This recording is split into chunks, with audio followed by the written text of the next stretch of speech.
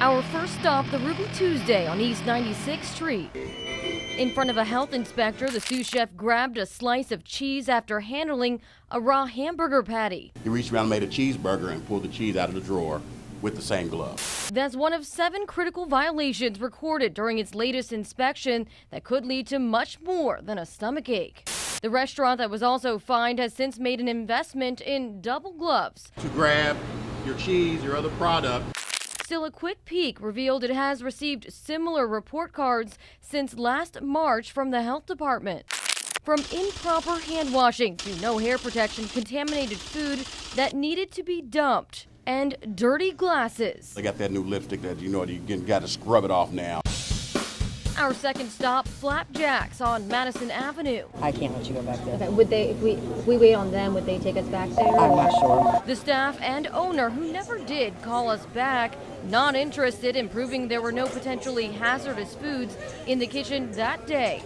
The last inspection report details foods that were not cool enough and no date marking inside a cooler full of stuffed cabbage, roast beef, other lunch meats, and lasagna. We wanted to obviously give you an opportunity to explain some of those issues. An explanation we wouldn't get, and as our cameras were rolling, watch this. A bare hand French fry grab.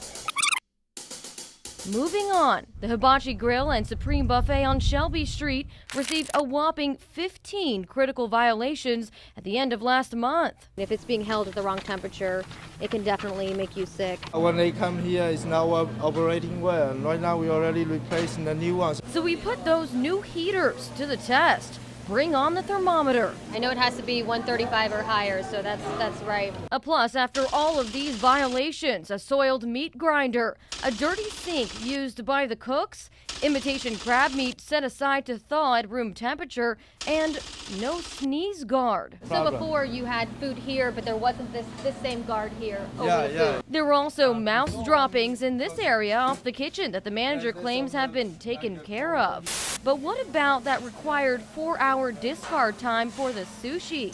The inspector hadn't seen it. We still day marking, but I mean, for like a restaurant like us, it's really busy. I mean, there's no worry. After a short trip, we arrived at the Domino's Pizza on Southeast Street. Guys, We got the cold shoulder and corporate's phone number from the manager, who had no comment about this location's critical violations and recent fine. The issues, as reported by an inspector: bags of chicken wings and nuggets sitting out and warming up into the potentially hazardous zone, sanitizer hanging over the prep table, and no certified food handler even employed here. Next up, Paragon Restaurant on South Girls School Road. so you were saying the roaches are coming in from the trucks? you think? Sometimes you never know. Dead roaches seen by an inspector in the kitchen behind the stove. We didn't see any, but it just so happens an exterminator had been there the night before our visit. Proof in this receipt. And what about that bread, though? Is that going to be They used? all that is garbage. The restaurant also cited for potentially hazardous foods an open rodent bait station, a cutting board on the floor, no hand washing, and improper use of gloves. Show the gloves to my friend here.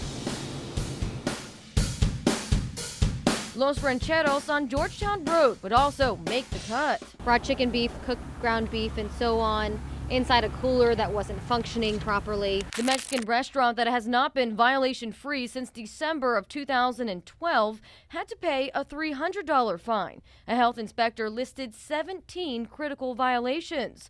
Live roaches in the kitchen, no hand washing, no glove change after an employee handled raw egg, and again, food being held at an unsafe temperature. That's why they throw everything and they replace the whole.